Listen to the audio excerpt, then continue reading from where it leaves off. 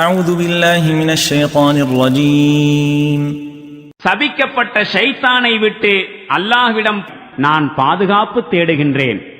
ولو أرادوا الخروج لأعدوا له عدة ولكن كره الله بعاثهم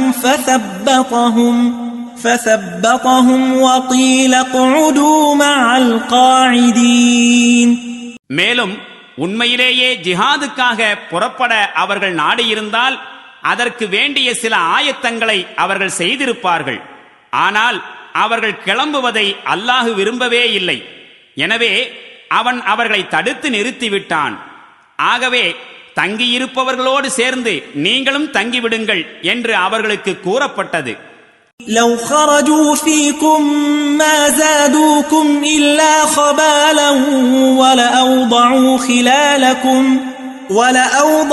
خلالكم يبغونكم الفتنة وفيكم سماعون لهم والله عليم بالظالمين. அவர்கள் உங்களோடு வந்திருந்தால் வீண் குழப்பங்களை தவிர வேறு எதனையும் அவர்கள் உங்களிடையே அதிகப்படுத்தி இருக்க மாட்டார்கள். உங்களுக்குள் குழப்பத்தை ஏற்படுத்துவதற்காக உங்களுக்கிடையே விஷமம் செய்து கொண்டு திரிந்திருப்பார்கள். ஆனால் உங்களுடைய நிலை என்னவெனில், இன்னும் கூட அவர்களுடைய வார்த்தைகளுக்கு செவிசாய்ப்பவர் உங்களில் பலர் இருக்கின்றனர்.